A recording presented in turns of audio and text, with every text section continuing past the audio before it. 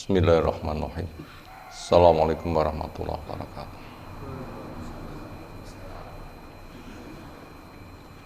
Alhamdulillahirabbil alamin. Walladzi arsala rasulahu bil huda wa dinil haqq lidhhirahu 'ala dini kullih. Wa kafa billahi syahida. Wa asyhadu an la ilaha illallah wahdahu la syarikalah. Wa asyhadu anna Muhammadan abduhu wa rasuluh. Allahumma salli ala Muhammad wa ala alihi wa ashabihi wa man tabi'ahum bi ihsanin ila yaumiddin. Ya ayyuhalladzina amanu taqullaha haqqa tuqatih wa la tamutunna illa wa antum muslimun wa ba'du. Fa inna asdaqal hadisi kitabullah wa khairal hadyi hadi Muhammadin sallallahu alaihi wasallam, syarrul umuri muhdatsatuha, fa inna kulla muhdatsatin bid'ah wa kulla bid'atin dhalalah wa kulla dhalalatin finnar. Ya ikhwah akramana subhanahu wa ta'ala, insyaallah kita masuk hadis yang ke-197 dari 1000 hadis hafalan. Temanya Nabi Musa itu adalah seorang yang pemalu, rasa malunya besar. An Abi Hurairah Abdurrahman bin Sakhar ad-Dawsi radhiyallahu anhu anna Rasulullah sallallahu alaihi wasallam qala inna Musa, sesungguhnya Nabi Musa alaihissalam, karena ada Nabi Musa itu rajulan hayyiyan, seseorang yang amat sangat pemalu. Wadzalika, dan itu qaulu ta'ala, firman Allah Ta'ala, ya ayyuhalladzina amanu la takunu kalladzina adza Musa, wahai orang-orang yang beriman, janganlah kalian menjadi orang-orang seperti mereka yang menyakiti kepada Nabi Musa alaihissalam. Fabarra'ahullahu mimma qalu, maka Allah membersihkan dari apa yang mereka tuduhkan. Wa kana indallahi wajiha, dan dia Nabi Musa alaihissalam di sisi Allah sebagai orang yang wajih, punya kedudukan yang dimuliakan oleh Allah Subhanahu wa taala. Rawahul Bukhari. Ayul ikhwah akramana subhanahu wa taala, apa saja pelajaran yang bisa kita ambil dari hadis di atas? Pertama, kita akan melihat apa arti malu. Malu adalah gabungan antara kemauan dan kekhawatiran martabatnya jatuh. Gabungan antara kemauan dan kekhawatiran martabatnya jatuh. Secara kemauan mau, tetapi khawatir jangan-jangan nanti martabatku jatuh, akhirnya tidak melakukan. Itu arti malu. Dan malu merupakan sifat bawaan yang bisa dibilang semua makhluk itu punya rasa malu. Sifat bawaan yang siapapun dari makhluk itu punya sifat bawaan itu, karena siapapun punya kemauan, karena siapapun tidak ingin kehormatannya jatuh. Kemauan mulia, siapapun pengen mulia, nggak ada orang yang menginginkan martabatnya jatuh. Sementara malu adalah berhimpunnya kemauan dan kekhawatiran martabatnya jatuh. Makanya rasa malu itu adalah bisa dibilang dimiliki oleh semua makhluk. Berikutnya, bagaimana nilai rasa malu yang dimiliki oleh makhluk sebagai bawaan dasar, sebagai modal. Tinggal mengelolanya. Bila pengelolaannya benar, rasa malu akan manfaat. Bila pengelolaannya tidak benar, tidak manfaat. Bawaan dasar itu banyak. Marah juga bawaan dasar. Suka juga bawaan dasar. Rasa benci juga bawaan dasar. Marah juga bawaan dasar. Nanti nilainya sesuai dengan pengelolaan. Makanya Islam datang memberikan bimbingan bagaimana cara mengelola. Maka siapa yang cinta karena Allah, benci karena Allah, malu pun juga karena Allah, nah yang seperti itu nanti akan ada manfaatnya. Bagaimana malu karena Allah? Itu di tengah kondisi Allah memberikan rahmat yang melimpah, nggak bisa dihitung. Manusia mendapatkan modal itu supaya bersyukur, menjadikan kebaikan modal taat supaya kebaikan bertambah-tambah. Tapi dia tidak melakukan, sehingga terjadi kekufuran. Akhirnya kufur menyebabkan martabatnya jatuh. Malu.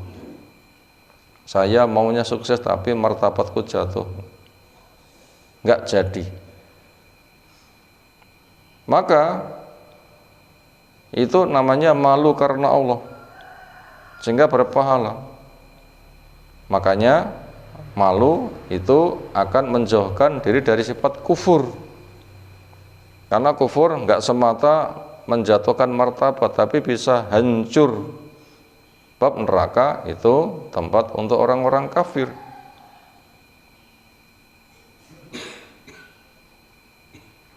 Makanya tidak syukur itu memalukan, kufur itu memalukan. Karena rahmat Allah itu banyak, kenapa tidak syukur? Allah itu tidak pernah berbuat jahat, kenapa dikufuri? Lalu berikutnya, bahasanya malu tidak boleh menjadi penghalang untuk berbuat baik. Malu tidak boleh jadi penghalang untuk berbuat baik, karena kebaikan tidak memalukan, nggak menjatuhkan martabat, tidak menghancurkan. Kebaikan justru akan memberikan manfaat, mestinya dikerjakan. Maka ketika orang itu diuji ada rasa malu, maka malu tidak boleh menjadi penghalang untuk melakukan ketaatan. Orang punya masalah, seolah itu urusan pribadi. Cari ilmu itu harus tanya di antaranya. Kok nggak mau tanya, alasannya malu, itu tidak boleh. Makanya Ummu Sulaim mengatakan kepada yang baik Allah tidak malu. Lalu dia tanya urusan pribadinya, lalu Nabi memberikan jawaban. Lalu berikutnya, malu itu memiliki nilai seperti iman. Al-haya'u minal iman, artinya al-haya'u kal iman, malu itu seperti iman. Artinya siapa yang punya iman itu akan terkendali dari kemaksiatan. Maka rasa malu nanti akan menghalangi dia dari kemaksiatan.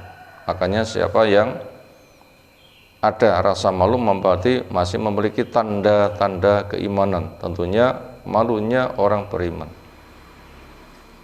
Dan resiko bila orang sudah tidak punya rasa malu, nanti resikonya sangat berat. Idza lam tastahi fasna masita, bila kamu sudah tidak punya rasa malu, maka kamu akan berbuat semaumu, karena hilang kontrol, hilang keimanan.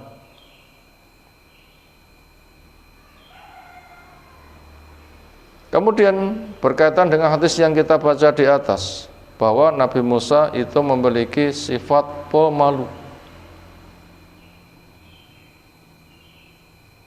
Secara bawaan ada, secara syariat orang yang paling bisa menempatkan malu di tempat yang semestinya. Termasuk manusia punya aurat. Anggota tubuh bila tampak itu tidak suka. Ada rasa hina, maka dia menutupnya. Maka dengan demikian Nabi Musa alaihissalam itu ketika mandi tidak mau rame-rame di sungai bersama mereka, saling pandang satu dengan yang lain. Nah, mal itu fungsinya untuk itu, untuk jaga kehormatan. Karena aurat itu adalah anggota tubuh, bila tampak memalukan maka ditutup.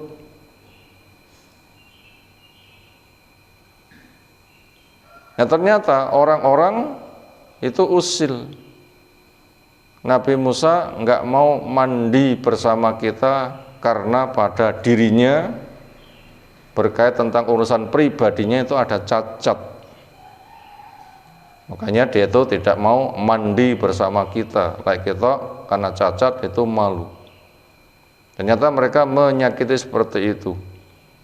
Malunya Nabi Musa bukan karena dirinya itu ada cacat, tetapi memang manusia itu punya kehormatan, tidak boleh untuk dihinakan, termasuk aurat itu harus ditutup, tidak boleh saling pandang satu dengan yang lain. Karena laki-laki nggak boleh memandang aurat laki-laki yang lain, perempuan juga nggak boleh memandang aurat perempuan yang lain. Apalagi laki-laki kepada perempuan, perempuan kepada laki-laki. Andaikan ada pengecualian, yaitu suami istri, memang itu dihalalkan. Selebihnya sesuatu yang haram. Itu kasusnya seperti itu, ditutup. Nah, akhirnya dari mereka yang menuduh hina seperti itu, menjatuhkan martabat, maka Allah Subhanahu wa taala membebaskan dari tuduhan jelek mereka.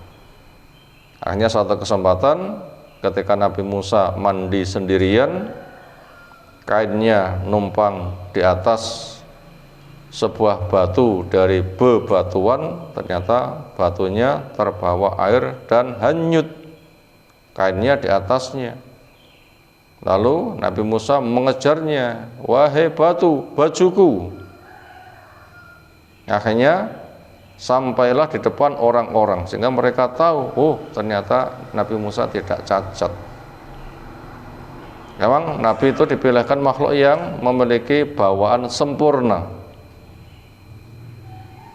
Akhirnya dari situlah kita mendapatkan bimbingan dari Allah Subhanahu wa taala supaya bisa menempatkan sesuatu berada di tempatnya. Termasuk seorang memiliki kehormatan, jaga kehormatannya, apalagi orang itu tokoh yang memiliki peran penting di masyarakat, yang kehormatannya dijaga supaya wibawa, sehingga pesan-pesannya akan mendapatkan penghargaan, maka jangan dijatuhkan. Maka bila menjatuhkannya akan mendapatkan resiko yang amat sangat membahayakan. Makanya Allah berpesan, wahai orang-orang yang beriman, kamu jangan menjadi seperti orang-orang yang mereka menyakiti kepada Nabi Musa. Sebab kalau kalian begitu nanti akan mendapatkan kehancuran seperti mereka. Makanya jaga kehormatan. Hormatilah orang yang terhormat sehingga kewibawaannya terjaga, sehingga manfaatnya nanti akan bermanfaat. Bila orang sudah kehilangan panutan, orang terhormat sudah tidak dihormat, maka mereka akan mencari penghormatan kemana? Bila ahli ilmu sudah dijatuhkan martabatnya sehingga sudah tidak terhormat, sementara orang nggak punya ilmu, yang punya ilmu dijatuhkan martabatnya, kemana mereka akan cari ilmu? Sehingga nanti akan menyebabkan kondisi akan hancur, karena ilmu itu merupakan cahaya. Bila tidak ada ilmu berarti kegelapan. Nah, itu nanti akan berisiko yang amat sangat berat. Maka untuk itu menjaga kehormatan, orang punya rasa malu, menggunakannya dengan tepat, maka itu merupakan sikap yang dibimbingkan. Ternyata rasa malu bisa mengangkat martabat yang sangat tinggi di sisi Allah. Maka Nabi Musa di sisi Allah termasuk orang yang wajiha wa kana indallahi wajiha, dan dia di sisi Allah adalah orang yang memiliki kedudukan mulia. Demikian kita sampaikan. Subhanakallahumma bihamdika asyhadu an la ilaha illa anta astaghfiruka wa atubu ilaik. Assalamualaikum warahmatullahi wabarakatuh.